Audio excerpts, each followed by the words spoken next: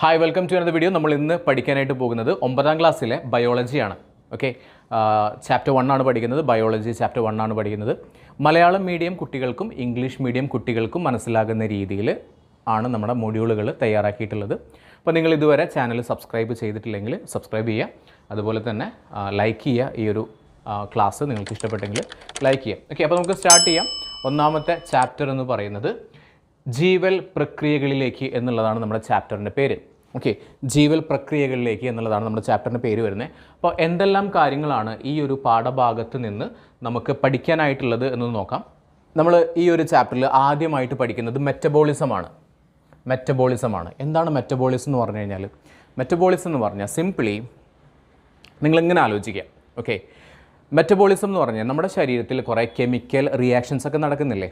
Okay, അതിനെ പറയുന്നതാണ് metabolism എന്ന് പറയുന്നത്. ഓക്കെ, നമ്മുടെ കഴിക്കുന്ന ഭക്ഷണം ദഹിക്കുന്നുണ്ട്, അതുപോലെ തന്നെ ഒരുപാട് തരത്തിലുള്ള ഹോർമോണുകൾ നമ്മുടെ ശരീരം പ്രൊഡ്യൂസ് ചെയ്യുന്നുണ്ട്. അപ്പോൾ അതൊക്കെ നമുക്ക് എന്തെങ്കിലും പറയാം, മെറ്റബോളിസത്തിൽ നമുക്ക് പറയാനായിട്ട് പറ്റും. നമ്മൾ കഴിക്കുന്ന ഭക്ഷണമെല്ലാം തന്നെ ആഗിരണം ചെയ്യുന്നതൊക്കെ ഏത് വഴിയാണ്? ഈ പറയുന്ന മെറ്റബോളിസം വഴിയാണ്. അപ്പോൾ സിംപിളി നിങ്ങൾ മനസ്സിലാക്കേണ്ടത് നമ്മുടെ ശരീരത്തിൽ നടക്കുന്ന കെമിക്കൽ റിയാക്ഷൻസ് എല്ലാം കൂടിയിട്ട് പറയുന്നതാണ് മെറ്റബോളിസം. അപ്പോൾ മലയാളത്തിലുള്ളവർ എങ്ങനെ പഠിക്കും? നമ്മുടെ ശരീരത്തിൽ നടക്കുന്ന എല്ലാ രാസപ്രവർത്തനങ്ങളുടെയും ആകെ തുകയാണ് മെറ്റബോളിസം എന്ന് പറയുന്നത്. അപ്പോൾ മെറ്റബോളിസം മനസ്സിലായല്ലോ. ഇനി ആന്തര പരിസ്ഥിതി. ഓക്കെ, ആന്തര പരിസ്ഥിതി എന്ന് പറഞ്ഞാൽ നമ്മുടെ ശരീരത്തിൻ്റെ ഉള്ളിൽ നമുക്കറിയാം, നിങ്ങൾ റെഗുലറായിട്ട് രാവിലെ 7 മണിക്കാണ് എഴുന്നേൽക്കാറ് എന്നുണ്ടെങ്കിൽ നിങ്ങൾക്ക് കറക്റ്റ് ഏകദേശം 7 മണിയാവുന്ന സമയത്ത് ഉണർവ് വരും. ഓക്കെ, നിങ്ങൾ എഴുന്നേൽക്കുന്നുണ്ടോ ഇല്ലയോ എന്നുള്ളത് നിങ്ങളുടെ ചോയ്സാണ്, പക്ഷേ നിങ്ങൾക്ക് എന്തുണ്ടാവും? ആ ഒരു സമയത്ത് ഉണർവ് വരും. ഓക്കെ, അപ്പോൾ അത്തരത്തിലുള്ള ആന്തര പരിസ്ഥിതിയും സമസ്ഥിതിയും, അതായത് ഇത്തരത്തിൽ നിങ്ങൾ 10 മണിക്കാണ് ഉറങ്ങാൻ കിടക്കാറെങ്കിൽ കറക്റ്റ് 10 മണി ആയിക്കഴിഞ്ഞാൽ ഏകദേശം നിങ്ങൾക്ക് ഉറക്കം വരും. അതുപോലെ തന്നെ നിങ്ങൾ ഭക്ഷണം കഴിക്കുന്ന സമയമായി കഴിഞ്ഞാൽ ഓട്ടോമാറ്റിക്കലി നിങ്ങൾക്ക് വിശപ്പ് വരും. ഇതൊക്കെ ഈ പറയുന്ന സമസ്ഥിതിയുടെ ഭാഗമായിട്ടുള്ളതാണ്. ഓക്കെ, അപ്പോൾ അതിനെക്കുറിച്ചിട്ടൊക്കെ ഡീറ്റെയിൽ ആയിട്ട് പഠിക്കുന്നുണ്ട്. പിന്നെ പ്ലാസ്മ സ്തരവും ഉണ്ട്, പദാർത്ഥ വിനിമയവും ഉണ്ട്. ഓക്കെ, പ്ലാസ്മ സ്തരം എന്താണ്? പ്ലാസ്മ സ്തരം എന്ന് പറയുന്നത് നമുക്ക് പഠിക്കാം. പ്ലാസ്മ സ്തരം എന്താണെന്നുള്ളത് നമ്മൾ സെല്ലുകളെ കുറിച്ചിട്ട് പഠിക്കുന്നുണ്ട് ഈ ചാപ്റ്ററിൽ.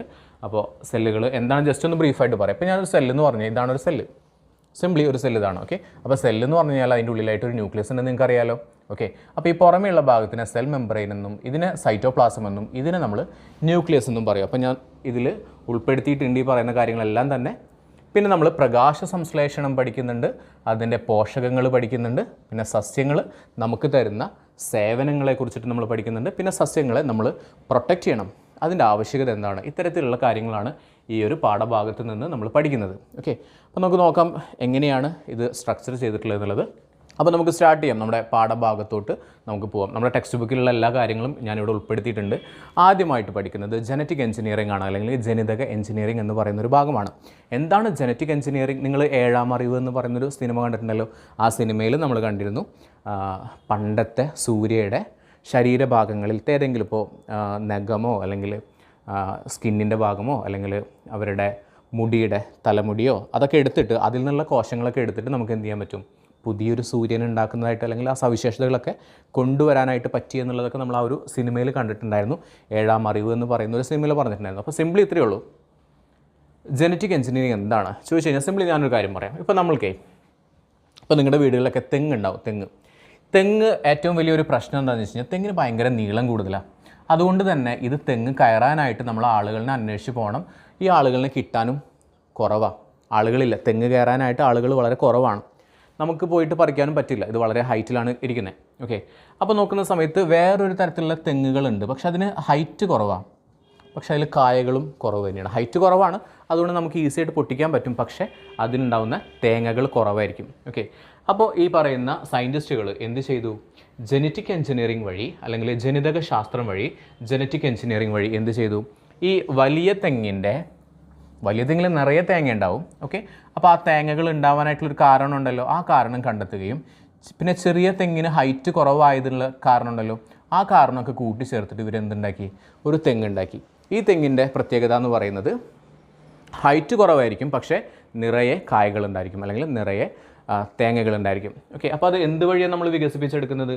ജനിതക എഞ്ചിനീയറിംഗ് വഴിയാണ് വികസിപ്പിച്ചെടുക്കുന്നത് എന്ന് മനസ്സിലാക്കി വയ്ക്കാം. ഓക്കെ, അപ്പോൾ നമുക്ക് ഫർദർ കാര്യങ്ങൾ പറയാം. ഓക്കെ, സിംപ്ലി നമുക്ക് ജനിതക എഞ്ചിനീയറിങ്ങിലൂടെ പലതരത്തിലുള്ള ജീവികളെയും സസ്യങ്ങളെയൊക്കെ നമുക്ക് ഉണ്ടാക്കിയെടുക്കാനായിട്ട് സാധിക്കും എന്ന് മനസ്സിലാക്കി വയ്ക്കുക. ഓക്കെ, അപ്പോൾ നോക്കിക്കേ, ജനിതക എഞ്ചിനീയറിങ്ങിലൂടെ എന്തെങ്കിലും സാധനങ്ങൾ ഉണ്ടാക്കിയിട്ടുണ്ടോ അല്ലെങ്കിൽ എന്തെങ്കിലും സസ്യങ്ങൾ ഉണ്ടാക്കിയിട്ടുണ്ടോ? തീർച്ചയായിട്ടും ഞാൻ പറഞ്ഞു, തെങ്ങിൻ്റെ കാര്യം പറഞ്ഞു. ഗംഗാബോണ്ടം എന്ന് പറയുന്ന ഒരു ഇനം തെങ്ങുകളുണ്ട്. ആ തെങ്ങുകൾ ഈ പറയുന്ന ജനിതക എഞ്ചിനീയറിംഗ് വഴി വികസിപ്പിച്ചെടുത്തിട്ടുള്ളതാണ്. അതേപോലെ തന്നെ നമുക്ക് പറയാം, ഈ കോഴികൾ മുട്ടയിടുന്നത് 365 ദിവസം മുട്ടയിടില്ല. അതായത് ഒരു വർഷത്തിൽ 365 ദിവസമാണെങ്കിൽ 365 ദിവസം മുട്ടയിടില്ല. ഒരു കുറച്ച് ദിവസം മുട്ടയിട്ടിട്ട് പിന്നെ കുറച്ച് നാൾ ഇങ്ങനെ പനിച്ചെടുക്കാന്നൊക്കെ പറയില്ലേ, അപ്പോൾ അങ്ങനെ ഉണ്ടാവും. അപ്പോൾ അത് കോഴി കർഷകരെ സംബന്ധിച്ചിടത്തോളം ഭയങ്കരമായിട്ട് ഒരു പ്രശ്നമാണ്. കാരണം അവർക്ക് കോഴിമുട്ട കിട്ടിയാലല്ലേ സംഭവങ്ങൾ നടക്കുകയുള്ളൂ. അപ്പോൾ അത് കിട്ടുന്നില്ല, ഈ ഒരു കാലയളവിൽ കോഴികൾ മുട്ടയിടുന്നില്ല. അപ്പോൾ അതിന് പരിഹാരമായിട്ട് ജനിതക എഞ്ചിനീയറിങ്ങിലൂടെ അവരെന്ത് ചെയ്തു? സയൻറ്റിസ്റ്റുകൾ പുതിയ ഒരു തരം കോഴികളെ ഉണ്ടാക്കി. അതിനെ പറയുന്നതാണ് BV380 എന്നൊക്കെ പറഞ്ഞിട്ട് കോഴികളുണ്ട്. BV380, BV380 എന്ന് പറഞ്ഞിട്ടുള്ള കോഴികളുണ്ട്. ഇവർ മിക്കവാറും ഒരുപാട് മുട്ടകളിടും. ഓക്കെ, അതായത് പെട്ടെന്ന് എന്ത് ചെയ്യില്ല, പനി പിടിച്ച് കിടക്കില്ല, ഇവർ ഒരുപാട് മുട്ടകളിടും എന്നുള്ളതാണ്. ഓക്കെ, അപ്പോൾ നമ്മളിവിടെ പറയുന്നത്, നമ്മുടെ പാഠഭാഗത്ത് പറയുന്നത്, ശാസ്ത്രജ്ഞന്മാർ എന്ത് ചെയ്തു? ഈ കോളൈ എന്ന് പറയുന്ന ഒരു ബാക്ടീരിയ, ഈ ഒരു ബാക്ടീരിയനെ അവരുണ്ടാക്കി. എങ്ങനെ ഉണ്ടാക്കി? ബാക്ടീരിയ എന്ന് പറയുന്നത് നമുക്കറിയാം, നമ്മുടെ ചുറ്റുപാടും എല്ലായിടത്തും കാണാൻ പറ്റും. നിങ്ങളുടെ കൈകളിലും നമ്മുടെ ശരീരത്തിൻ്റെ ഉള്ളിലും അതുപോലെ തന്നെ പുറമേയും വെള്ളത്തിലും എല്ലായിടത്തും നമുക്ക് ബാക്ടീരിയകളെ കാണാൻ പറ്റും. പക്ഷേ സയൻറ്റിസ്റ്റുകൾ എന്ത് ചെയ്തു? സ്വന്തമായിട്ട് അവരുടെ പരീക്ഷണശാലകളിൽ അല്ലെങ്കിൽ ലബോറട്ടറിയിൽ എന്ത് ചെയ്തു? ഈ കോളൈ എന്ന് പറയുന്ന ഒരു ബാക്ടീരിയനെ ഉണ്ടാക്കി. അപ്പോൾ ശരിക്കുള്ള ഒരു ഈക്കോളൈ ബാക്ടീരിയയും അവർ വികസിപ്പിച്ചെടുത്ത ഈക്കോളൈ ബാക്ടീരിയയും തമ്മിൽ എന്തെങ്കിലും തരത്തിലുള്ള വ്യത്യാസമുണ്ടോ? അപ്പോൾ നമ്മൾ വിചാരിക്കും ഉണ്ടാക്കിയിട്ടുള്ളതല്ല. അപ്പോൾ ഉണ്ടാക്കിയിട്ടുള്ളതാണെങ്കിൽ ശരിക്ക് ഒറിജിനലായിട്ടുള്ള ഈക്കോളൈ ബാക്ടീരിയയുടെ സവിശേഷതകളൊന്നും തന്നെ ഉണ്ടാവില്ല എന്നാണ് നമ്മൾ വിചാരിക്കുക. പക്ഷേ അങ്ങനെയല്ല. ശരിക്കും ഒറിജിനൽ ബാക്ടീരിയയുടെ അതേപോലെ തന്നെ അതേ സവിശേഷതകൾ തന്നെയാണ് ഈക്കോളൈ ബാക്ടീരിയ ലാബിൽ ഉണ്ടാക്കിയതിനും ഉണ്ടായിരുന്നത്. ഓക്കെ, അപ്പോൾ നമ്മൾ ആദ്യമായിട്ട് പഠിക്കുന്നത് സെല്ലിനെ കുറിച്ചിട്ടാണ്. ഇതാണ് സെല്ലിൻ്റെ ഒരു സ്ട്രക്ചർ. സിംപിളി നിങ്ങളോട് ചോദിക്കുകയാണ്, ഒരു സെല്ലെന്ന് പറഞ്ഞു കഴിഞ്ഞാൽ എന്തൊക്കെ സാധനങ്ങളുണ്ട് എന്ന് ചോദിച്ചു കഴിഞ്ഞാൽ നിങ്ങൾ പറയേണ്ട ഇത്രയേ ഉള്ളൂ. ഏറ്റവും പുറമേയുള്ള ഭാഗം സെൽ മെംബ്രെയിൻ, അതിൻ്റെ ഉള്ളിലായിട്ട് സൈറ്റോപ്ലാസം, അതിൻ്റെ ഉള്ളിലായിട്ട് ന്യൂക്ലിയസ്. ഇങ്ങനെ 3 ഭാഗങ്ങളാണ് ഒരു സെല്ലിന് പ്രധാനമായും ഉള്ളത്. എന്തൊക്കെയായിരുന്നു? Cell membrane. ഈ സെൽ മെംബ്രെയിനെ നമുക്ക് പറയാം കോശത്തിൻ്റെ, ഈ സെല്ലെന്ന് പറയുന്ന കോശമാണ്. അങ്ങനെ അല്ലെങ്കിൽ മെംബ്രെയിൻ എന്ന് പറഞ്ഞു കഴിഞ്ഞാൽ കവറിങ് ആണ്, അല്ലെങ്കിൽ അതിനെ പറയാം സ്തരം എന്ന് പറയാൻ പറ്റും. അപ്പോൾ സെൽ മെംബ്രെയിൻ എന്ന് പറഞ്ഞാൽ എന്താണ്? ഇതിന് നമുക്ക് പറയാം കോശത്തിൻ്റെ സ്തരമാണ്, അല്ലെങ്കിൽ ഒരു കവറിങ് ആണ്. കോശത്തിൻ്റെ സ്തരമാണ് സെൽ മെംബ്രെയിൻ എന്ന് പറയുന്നത്. ഇനി സൈറ്റോപ്ലാസം എന്ന് പറഞ്ഞാൽ എന്താണ്? കോശത്തിലുണ്ടാവുന്ന ഒരു ദ്രവ്യമാണ്, ഒരു വെള്ളത്തിൻ്റെ അല്ലെങ്കിൽ ഒരു ലിക്വിഡായിട്ടുള്ള ഒരു ഭാഗമാണ് എന്തെന്ന് പറയുന്നത്? സൈറ്റോപ്ലാസം. ദാറ്റ് ഈസ് കോശദ്രവ്യമാണ്. ഓക്കെ, ഇനി ന്യൂക്ലിയസ് എന്താണ്? ന്യൂക്ലിയസ് എന്ന് പറഞ്ഞാൽ മർമ്മമാണ്. മർമ്മം, മനസ്സിലായല്ലോ? അപ്പോൾ ഇത്രയാണ് നമ്മുടെ സാധാരണ ഒരു സെല്ലെടുത്തു കഴിഞ്ഞാൽ സെല്ലിൻ്റെ ഭാഗങ്ങൾ ഇത്രയാണ്. ഓക്കെ, സിമ്പിളാണല്ലോ. അപ്പോൾ എന്തൊക്കെ കാര്യങ്ങളാണ് സെല്ലുകൾ ചെയ്യുന്നത്? ചലനം ചെയ്യുന്നുണ്ട്, പ്രതികരണം ചെയ്യുന്നുണ്ട്, ശ്വസനം ചെയ്യുന്നുണ്ട്, വളർച്ചയുണ്ട്, പ്രത്യുൽപാദനമുണ്ട്. ഇതെല്ലാം തന്നെ ചെയ്യുന്നത് മെയിനായിട്ട് ചെയ്യുന്നത് ആരാണ്? നമ്മുടെ കോശങ്ങളാണ്, സെല്ലുകളാണ്. മനസ്സിലായല്ലോ? ഇപ്പോൾ സെല്ലുകൾ, നമുക്ക് ഒരുപാട് സെല്ലുകളുണ്ട് നമ്മുടെ ശരീരത്തിൽ. ബ്ലഡ് സെല്ലുകളുണ്ട്, മസിൽ സെല്ലുകളുണ്ട്, ന്യൂറോൺ ഉണ്ട്. ഓക്കെ, അങ്ങനെ ഒരുപാട് തരത്തിലുള്ള സെല്ലുകളുണ്ട് എന്ന് മനസ്സിലാക്കി വയ്ക്കുക. സെല്ലിൻ്റെ മെയിനായിട്ടുള്ള ഭാഗങ്ങളും മനസ്സിലാക്കി വയ്ക്കുക. അപ്പോൾ നമ്മുടെ എല്ലാ പ്രവൃത്തികളും നടക്കുന്നത് എന്തിലൂടെയാണ്? സെല്ലുകളിലൂടെയാണ്. സെല്ലാണ് ഏറ്റവും അടിസ്ഥാനപരമായിട്ടുള്ള ഭാഗം എന്ന് പറയുന്നത്. സോ നിങ്ങൾക്ക് ഇതിൻ്റെ മെറ്റീരിയൽ വേണമെന്നുണ്ടെങ്കിൽ, ഇതിൻ്റെ സ്റ്റഡി മെറ്റീരിയൽ വേണമെങ്കിൽ നിങ്ങൾക്ക് വാട്സപ്പ് ചെയ്യാം, അല്ലെങ്കിൽ താഴെ ഒന്ന് കമൻറ്റ് ചെയ്ത് കഴിഞ്ഞാൽ ഞാൻ അതിൻ്റെ മെറ്റീരിയൽസ് നിങ്ങൾക്ക് അയച്ചു തരാം. ഓക്കെ, അപ്പോൾ നമ്മൾ പറഞ്ഞു സെല്ലിൻ്റെ ഭാഗങ്ങൾ പറഞ്ഞു. ഏതൊക്കെയാണ് സെല്ലിൻ്റെ ഭാഗങ്ങൾ എന്ന് ചോദിച്ചു കഴിഞ്ഞാൽ നിങ്ങൾ പറയും കോശത്തിനൊരു സ്ഥലമുണ്ട്, സെൽ മെംബ്രെയിൻ ഉണ്ട്, കോശത്തിന് ഒരു ദ്രവ്യമുണ്ട് അല്ലെങ്കിൽ സൈറ്റോപ്ലാസം ഉണ്ട്, സെല്ലിനൊരു ന്യൂക്ലിയസ് ഉണ്ട്, മർമ്മമുണ്ട്. മനസ്സിലായല്ലോ? അപ്പോൾ നിങ്ങൾക്കിത് കമ്പയർ ചെയ്യുന്ന സമയത്ത് നിങ്ങൾക്ക് വേറൊരു സാധനത്തിനായിട്ട് ഒരു സാമ്യമുള്ളതുപോലെ തോന്നുന്നുണ്ട്. സെല്ലിനെ നമുക്ക് എന്തുമായിട്ട് താരതമ്യം ചെയ്യാം? ഒരു കോഴിമുട്ടയായിട്ട് താരതമ്യം ചെയ്യാം. കാരണം കോഴിമുട്ടയിലാണ് കോഴിമുട്ടയുടെ തൊണ്ടുണ്ടെന്ന് പറയാം, അല്ലെങ്കിൽ അതിനെ നമുക്ക് സെല്ലിനെ എന്തായിട്ട് പറയാം? സെല്ലിനെ വെച്ച് കമ്പയർ ചെയ്യുമ്പോൾ സെല്ലിൻ്റെ സെൽ മെംബ്രെയിൻ അല്ലേ, ഈ ഒരു കോഴിമുട്ടയുടെ തൊണ്ട് നമുക്ക് എന്തായിട്ട് പറയാം? സെൽ മെംബ്രെയിൻ പറയാം. അതിൻ്റെ ഉള്ളിലുള്ള വെള്ള ഭാഗത്തിന് നമുക്ക് എന്ത് പറയാം? കോശത്തിൻ്റെ ദ്രവ്യമായിട്ട് പറയാം. പിന്നെ ഉള്ളിലുള്ളതിന് എന്ത് പറയാം? ന്യൂക്ലിയസ് ആയിട്ട് പറയാം. ഓക്കെ, അപ്പോൾ ഇങ്ങനെ നമുക്ക് എന്ത് ചെയ്യാൻ പറ്റും? കമ്പയർ ചെയ്യാൻ പറ്റും. അപ്പോൾ സെല്ലിനെ എന്തുമായിട്ട് കമ്പയർ ചെയ്യാം? ഒരു കോഴിമുട്ടയുമായിട്ട് കമ്പയർ ചെയ്യാനായിട്ട് പറ്റും. അപ്പോൾ നിങ്ങൾ ജസ്റ്റ് സിമ്പിളായിട്ട് നിങ്ങളോട് ചോദിക്കുകയാണ് സെല്ലിൻ്റെ ഭാഗങ്ങൾ ഏതൊക്കെയാണെന്ന് ചോദിച്ചാൽ നിങ്ങൾക്ക് പറയാം സെൽ മെംബ്രെയിൻ, സൈറ്റോപ്ലാസം, ന്യൂക്ലിയസ്. അതായത് മലയാളത്തിൽ പറയുമ്പോൾ കോശസ്തരം, കോശദ്രവ്യം, അതുപോലെ തന്നെ മർമ്മം. മനസ്സിലായല്ലോ? ഒരു കോഴിമുട്ടയെ ആലോചിച്ചാൽ മതി. അപ്പോൾ ഇത്ര 3 ഭാഗങ്ങൾ മാത്രമാണോ നമ്മുടെ ശരീരത്തിലുള്ളത് അല്ലെങ്കിൽ ഒരു സെല്ലിലുള്ളത്? അല്ല, സെല്ലിൽ ഒരുപാട് മറ്റനേകം ഭാഗങ്ങളുണ്ട്. ഒരുപാട് ഭാഗങ്ങളുണ്ട്. പക്ഷേ നമ്മൾ മെയിനായിട്ട് പറയുന്നത് ഈ പറയുന്ന സൈറ്റോപ്ലാസവും സെൽ മെംബ്രെയിനും ന്യൂക്ലിയസുമാണ്. ക്ലിയർ ആണല്ലോ? അപ്പോൾ ഇതാണ് നമ്മുടെ സെല്ലിൻ്റെ ഒരു സ്ട്രക്ചർ വരുന്നത്. അപ്പോൾ സെല്ലിൽ നമുക്ക് ഒരുപാട് കാര്യങ്ങളുണ്ട്. റൈബോസോം ഉണ്ട്, മൈറ്റോകോൺട്രിയ ഉണ്ട്, കുറേ ഭാഗങ്ങളുണ്ട്. പക്ഷേ അതിനെക്കുറിച്ചിട്ടൊക്കെ നമ്മൾ ഡീറ്റെയിൽ ആയിട്ട് പിന്നീട് പഠിക്കുന്നുണ്ട്. ഓക്കെ, അപ്പോൾ നെക്സ്റ്റ് നോക്കാം. ഇത് വേറൊരു സെല്ലാണ്. ഓക്കെ, സെല്ലിൽ നോക്കിക്കേ, നമ്മൾ പറഞ്ഞു മെയിനായിട്ടുള്ള ഭാഗങ്ങൾ ഏതാണ് നിങ്ങൾ പഠിക്കേണ്ടത്? സെൽ മെംബ്രെയിൻ പഠിക്കണം. ഓക്കെ, പിന്നെ എന്ത് പഠിക്കണം? ന്യൂക്ലിയസ് പഠിക്കണം, പിന്നെ സൈറ്റോപ്ലാസം പഠിക്കണം. ക്ലിയർ ആണല്ലോ? അങ്ങനെയാണെങ്കിൽ സെൽ മെംബ്രെയിൻ്റെ മറ്റൊരു പേര് എന്താണ്? സെൽ മെംബ്രെയിൻ്റെ മറ്റൊരു പേരാണ് പ്ലാസ്മ മെംബ്രെയിൻ. മനസ്സിലായല്ലോ? സെൽ മെംബ്രെയിൻ്റെ മറ്റൊരു പേരാണ് പ്ലാസ്മ മെംബ്രെയിൻ. മെംബ്രെയിൻ എന്ന് പറഞ്ഞാൽ എപ്പോഴും കവറിങ് എന്നാണ് അർത്ഥം വരുന്നത്. ക്ലിയർ ആണല്ലോ? പിന്നെ ഭാഗങ്ങളൊക്കെ ഉണ്ട്. മൈറ്റോകോൺട്രിയ ഉണ്ട്. നമ്മുടെ സെല്ലിന് എനർജിയും കാര്യങ്ങളൊക്കെ തരുന്നത് മൈറ്റോകോൺട്രിയ ആണ്. നമ്മുടെ സെല്ലിൻ്റെ ഉള്ളിൽ പ്രോട്ടീൻ നിർമ്മാണം നടക്കുന്നത് റൈബോസോമിലാണ്.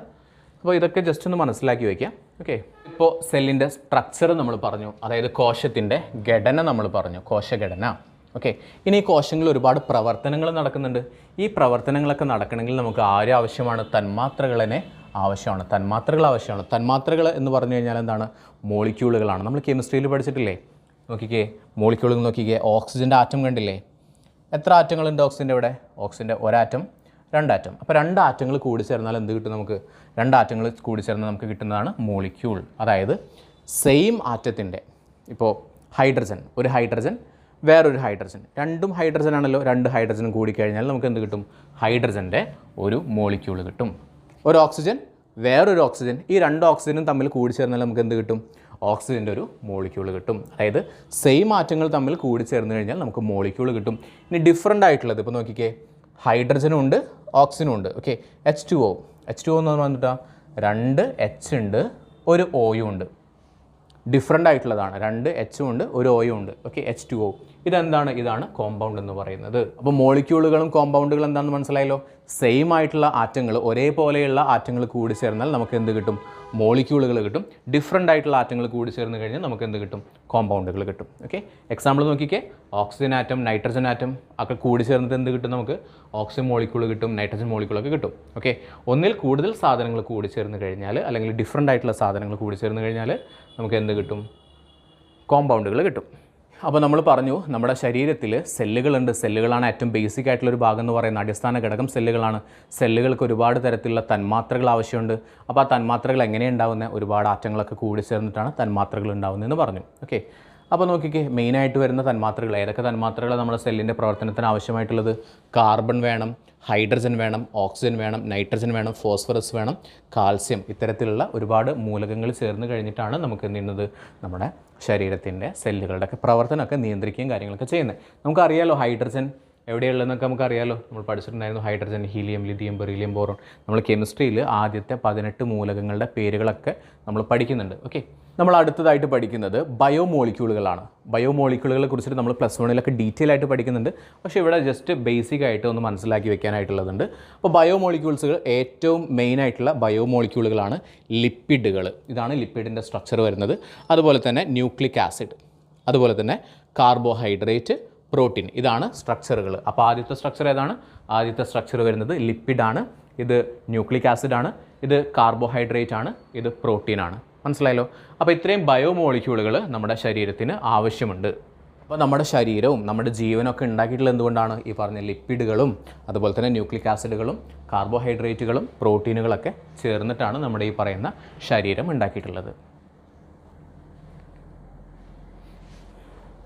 അപ്പോൾ നമ്മുടെ ടെക്സ്റ്റ് ബുക്കിൽ കൊടുത്തിട്ടുണ്ട് ബയോമോളിക്യൂളുകൾ ഏതെല്ലാമാണെന്ന് കൊടുത്തിട്ടുണ്ട്. കാർബോഹൈഡ്രേറ്റുകൾ, ലിപ്പിഡുകൾ, പ്രോട്ടീനുകൾ, ന്യൂക്ലിക് ആസിഡുകൾ. ഓക്കെ, കാർബോഹൈഡ്രേറ്റുകൾ തന്നെ പല വിധത്തിലുള്ള കാർബോഹൈഡ്രേറ്റുകളുണ്ട്. ഗ്ലൂക്കോസ് ഉണ്ട്, ഫ്രക്ടോസ് ഉണ്ട്, സൂക്രോസ് ഉണ്ട്, സ്റ്റാർച്ച് ഉണ്ട്, സെല്ലുലോസ് ഉണ്ട്. നിങ്ങൾ ആ പേരുകൾ പഠിക്കണം. അതുപോലെ തന്നെ ലിപ്പിഡുകൾ ഏതൊക്കെയാണ്? കൊഴുപ്പുകളുണ്ട്, എണ്ണകളുണ്ട്. പ്രോട്ടീനുകൾ ഏതൊക്കെയാണ്? എൻസൈമുകളുണ്ട്, ഹോർമോണുകളുണ്ട്, ആൻറ്റിബോഡികളുണ്ട്. ന്യൂക്ലിക് ആസിഡുകൾ ഏതൊക്കെയാണ്? DNA-യും RNA-യും. അപ്പോൾ ഇത് നിങ്ങൾ പഠിക്കേണ്ടതാണ്. കാർബോഹൈഡ്രേറ്റുകൾ പലതരത്തിലുള്ളതുണ്ട്. Glucose, fructose, sucrose, starch, cellulose. അതുപോലെ തന്നെ ലിപ്പിഡുകൾ ഏതൊക്കെയാണ്? ഫാറ്റ് ഉണ്ട്, അതായത് കൊഴുപ്പുകളുണ്ട്, എണ്ണകളുണ്ട്. പിന്നെ പ്രോട്ടീനുകളാണ് എൻസൈമുകൾ, ഹോർമോണുകൾ, ആൻറ്റിബോഡികൾ. ഓക്കെ, ഇനി ന്യൂക്ലിക് ആസിഡുകളാണ് DNA-യും RNA-യും. ക്ലിയർ ആണല്ലോ? ബയോമോളിക്യൂൾസ് നമുക്ക് മനസ്സിലായി. നമ്മുടെ ശരീരം ഉണ്ടാക്കിയിട്ടുള്ളതും നമ്മുടെ ഈ പ്രവർത്തനങ്ങൾക്കെല്ലാം തന്നെ ബയോമോളിക്യൂളുകൾ ആവശ്യമാണ്. ഇനി അടുത്തതായിട്ട് നമ്മൾ പറയുന്നത് മെറ്റബോളിസത്തെ കുറിച്ചിട്ടാണ്. നമ്മൾ നേരത്തെ പറഞ്ഞിരുന്നു മെറ്റബോളിസം എന്ന് പറഞ്ഞു കഴിഞ്ഞാൽ നമ്മുടെ ശരീരത്തിൽ നടക്കുന്ന കെമിക്കൽ റിയാക്ഷനുകളും അതിനെല്ലാം കൂടി പറയുന്നതാണ് മെറ്റബോളിസം എന്ന് പറയുന്നത്. ബയോമോളിക്യൂളും മറ്റനവധി രാസഘടകങ്ങളൊക്കെ ചേർന്നിട്ട് നടത്തുന്ന പ്രവർത്തനങ്ങളിലൂടെയാണ് ജീവലക്ഷണങ്ങളെല്ലാം തന്നെ പ്രകടമാകുന്നത്. ജീവലക്ഷണങ്ങൾ എന്താണ്? നടക്കുക, ഓടുക, ചാടുക, സംസാരിക്കുക, എഴുതുക, വായിക്കുക, അതുപോലെ തന്നെ ഭക്ഷണം കഴിക്കുക, റീപ്രൊഡക്ഷൻ ചെയ്യുക, ഇതെല്ലാം തന്നെ ജീവലക്ഷണങ്ങളാണ്. ഓക്കെ, അപ്പോൾ ജീവിയിൽ നടക്കുന്ന ഇത്തരത്തിലുള്ള പ്രവർത്തനങ്ങളെ, രാസപ്രവർത്തനങ്ങളെയാണ് എന്ത് പറയുന്നത്?